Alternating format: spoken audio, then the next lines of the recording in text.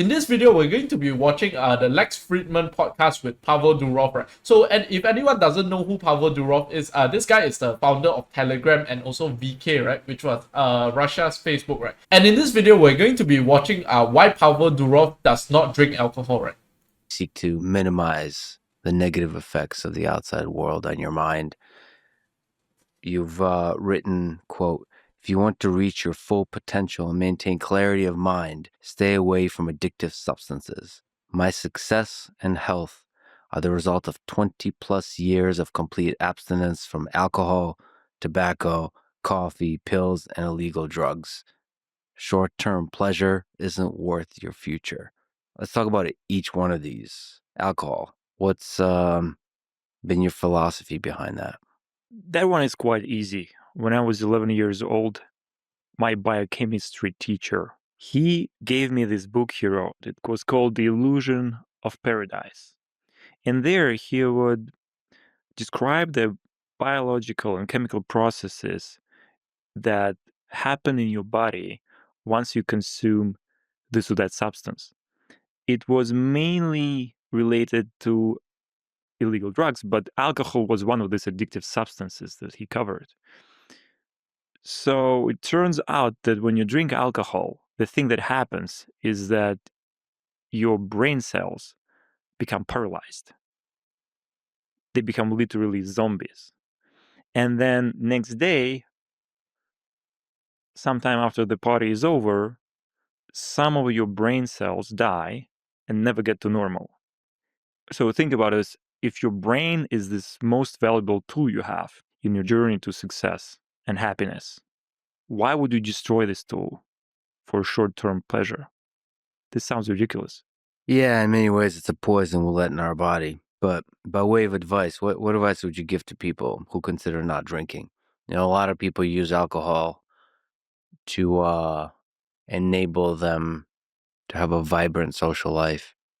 There's a lot of pressures from society, at a party to drink so you can socialize. So what advice would you give to them, to people who imagine having a social life without alcohol? Well, first of all, don't be afraid to be contrarian. Set your own rules. Secondly, if you... That's quite fantastic, actually. As investors as well, right? We do have to be contrarian, right? If you follow the herd, just buy the S&P, you're gonna have average returns, right? So I'm just using his advice in the investing example, right? But obviously, if you don't want to be like everyone else, you cannot act like everyone else, right? feel you need to drink, there must be some problem you're trying to conceal. There's something some fear you're not ready to confront. And you have to address this fear. If there is a good-looking girl you're afraid to approach, get rid of this fear, approach her, practice, do it again and again. It's pretty banal, but this advice works. Fix the underlying problem, which is usually at the very bottom, is always going to be fear. Work on that. And very often people are trying to escape something in their lives with alcohol. What is it they're trying to escape? What is this problem? You have to get to the bottom of it. Your mind is trying to tell you something valuable, and instead of addressing it directly, you are flooding it in alcohol, which is sort of a spiritual painkiller, but works only temporarily, and then you have to pay the debt with interest.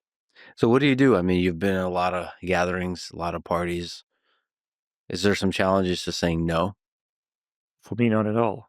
I've been always ready to stand my ground and say no when I feel something's not right. And it's extraordinary how easily we humans are affected by what we perceive as majority. Because nobody since ancient times, since million years ago, wants to be left out by the tribe. We are scared that we won't become accepted anymore, which thousands of millions of years ago meant we're going to starve to death. So we have to consciously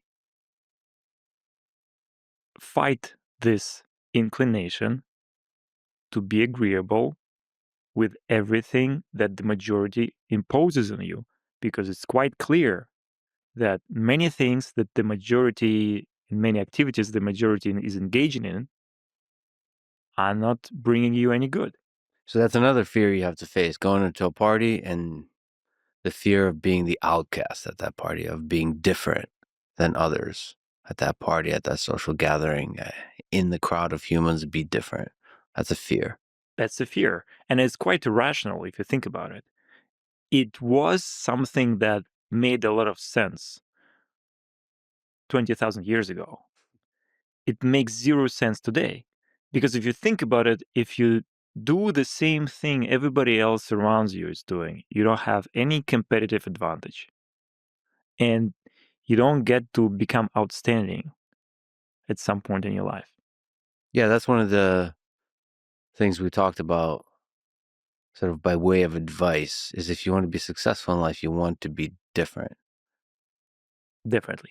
And perhaps, I think you said you want to achieve mastery at a niche. So find the niche at which you can pursue with all your effort and achieve mastery. And the niche being different. Alright, so 3 very important lessons that I learned from that, right? Number 1 is something I'm already practicing. I don't really drink that much alcohol except for on special occasions, right? But according to Pavel Durov, don't drink too much alcohol, because you drink alcohol, bam, bam, bam, your brain cells are gonna die, you're gonna become a bit retardo, right? So number 2 is don't be afraid to be contrarian, right? If you don't want to be like everyone else, you can't act like everyone else, right? If you do, that's fine, right? Because some people might say, I just want to work a 9 to 5 job, have a nice family, and I'm happy with that life, right? But if that is not you, you want something else, you want to live like a multi-millionaire, then you can't behave the same way as other people, right? And number 3, don't use alcohol as escapism, right? Because a lot of people use alcohol to escape their problems, but it's only a temporary fix, right? Because the underlying problem is still there, right? So that's all I'm gonna share in this short YouTube video. So I'm actually breaking down this Lex Fridman and Pavel Durov podcast into a bit more manageable, a bit more bite-sized kind of videos, right? 5 to 10 minutes each video, because you can see this podcast is actually 4.5 hours long, right? So I think some of the things might really go over people's head, right? And I think making like short clips like that also helps me understand this better, right? Instead of like mindlessly just sitting here not taking anything away but watching 4 hours of content, right? So yeah, that's about all I wanted to share today. If you did enjoy the video, do help me smash up the like button, hit subscribe, and also hit the bell button. With that being said, have a fantastic day ahead, and peace out.